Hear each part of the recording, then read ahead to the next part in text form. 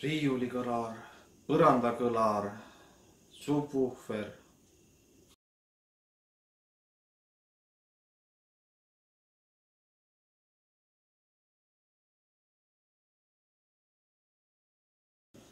Tere kõigile! Marko siinpool ja täna räägin teile kõlaritest.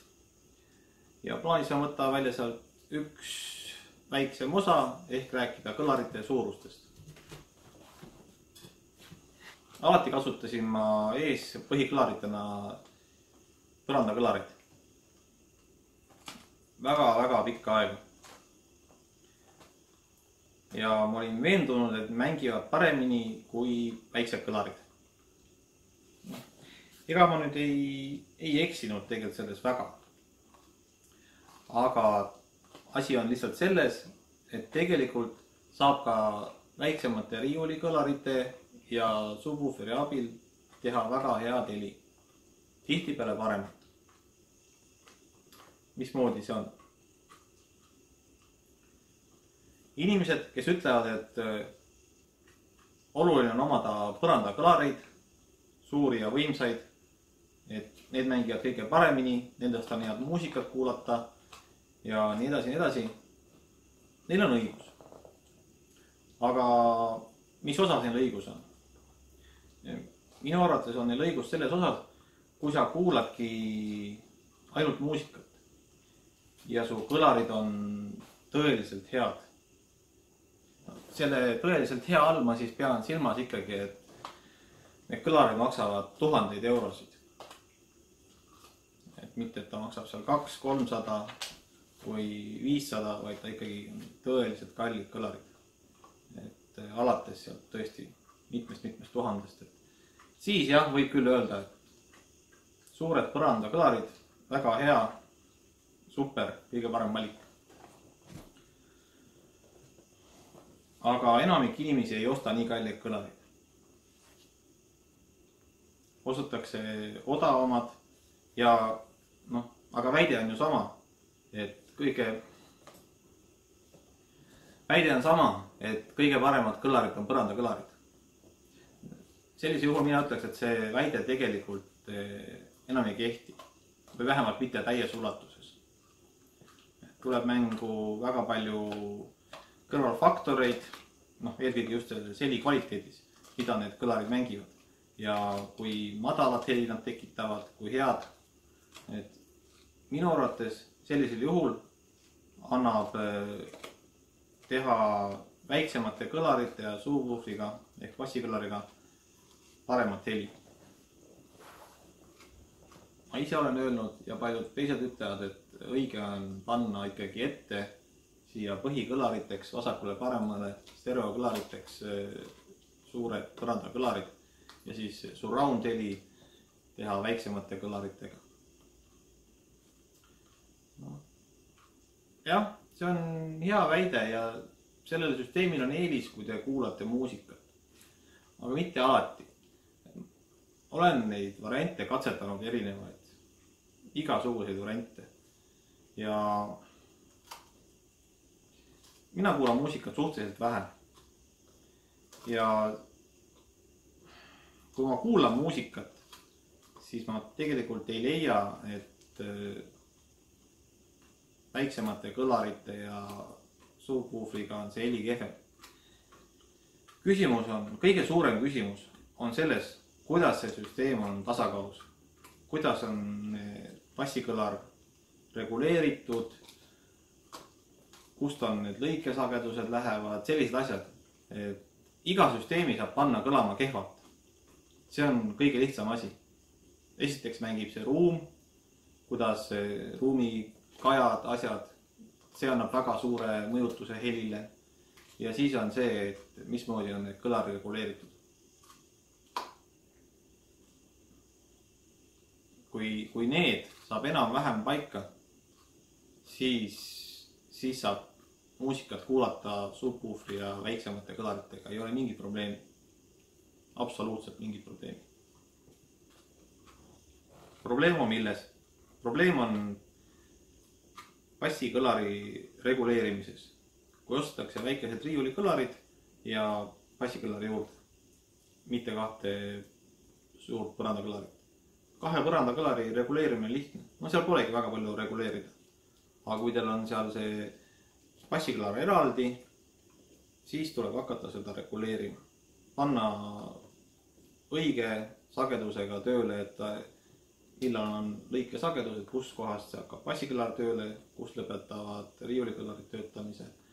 Et seal tekib neid küsimusi. Ja selle asja õieti tööle saamine tihtipeale ei õnnestu. No, lihtsalt, kas pole teadmisi, oskusi, ei viitsi mängida selle asjaga, et las olla. Aga kui te oskate ja saate seda õigeks reguleerida, siis see heli on väga hea. Mis teeb selle heli siis heaks? Heaks teeb selle heli see, et te kuulete kõiki neid samu sagedusi, mida edastab põrandakõlar. Pluss, kui ta on eraldi subwoofer, siis te kuulete ka veel madalamaid sagedusi, kui põrandakõlar on võimeline esitama. Ehk siis tegelikult te saate rohkem heli.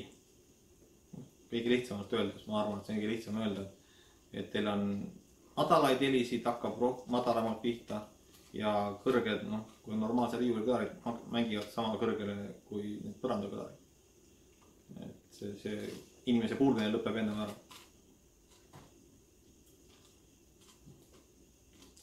Minu arvates on see hea. Minu arvates on see hea variant, sest ongi rohkem heli. Ja eriti filmides madal heli on väga oluline. Jah, mul on põrandakõlarid, mis mängivad madalaid helisid nii hästi, et see inimene, kes ei tea, et ta kuulab, siis ta arvab, et subwoofer on sisse lülitatud. No tegelikult ei ole. Selliseid põrandakõlareid võib omada, aga tegelikult liigutasin need sellised põrandakõlarid omale hoopiski surround kõlariteks ehk taha seina.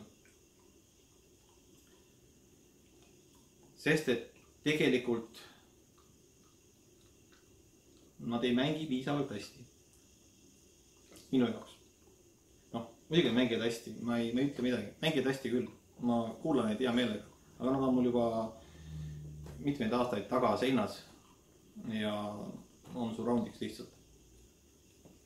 Kui te tahate teha ka muusika kuulamiseks süsteemi, milles ei ole põrandakõlarid, siis te peaksite ostma endale 2 bassikõlarit. Vähemalt 2. Puhtalt sellepärast, et kui minna 1 subwooferi pealt 2 subwooferi peale,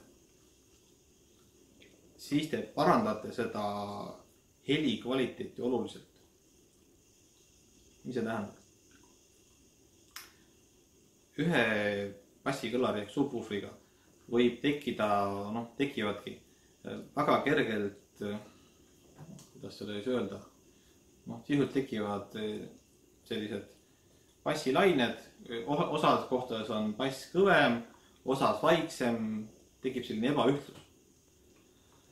Ja sellised probleemid see kaotab ära. Ja 2 subwooferiga saate te ilma igasuguse küsimuseta võistelda põrandakõlaritega vabalt ja neid ka ületada. Seda ma usun. Kui me räägime sealt hinnaklassis ikkagi, et see süsteem maksab seal võib-olla maksimaalselt paar tuhat, siis põrandakõlarid ei mängi nii hästi, kui teie õieti koos kõlama pandud bassikõlarite ja riiulikõlaritega süsteem. See on nagu kindel. Ja kui teile meeldivad ikkagi põrandakõlarid, on ilusad ja suured, siis ikkagi ilma subwooferita nad ei mängi nii hästi. No ei mängi.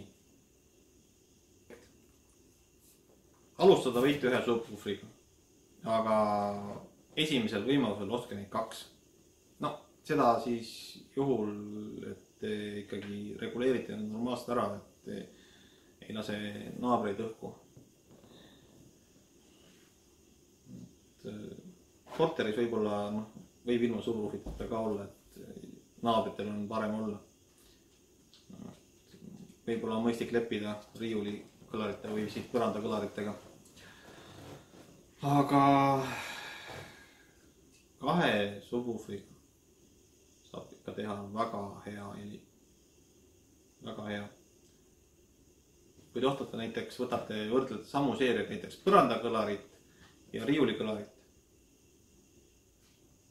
ja te valite emba kumba ja te tahate subwooferit juurde osta niikuinii, kui filme vaatate, siis põrandakõlari võib osta küll ainult esteetilise väljanägemise pärast.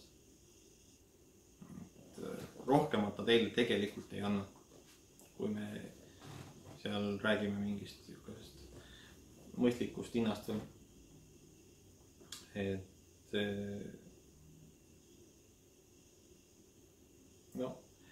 Millal on ka põrandakõlari osta? Hea on osta siis, kui te vahepeal ei kasuta subwooferit. Et ta on välja lülitatud, et kasutate ainult põrandakõlarit, et see bassi on lihtsalt vähem selles helis. Aga see bassi vähesus ja rohkus, see on ka selline asi, et kui te reguleerite õieti selle asja ära, siis ei ole tegelikult bassi liiga palju ega liiga vähe, vaid on õiges kogus. Kindlasti kirjuta, mis sa mu videotest arvad. Pane like, kui meeldis ja ära unusta vajutada telli. Siis näeb ka järgmine kord, kui mul on uus video üleval. See on see suur ja punane nupp. Vajuta ka seda.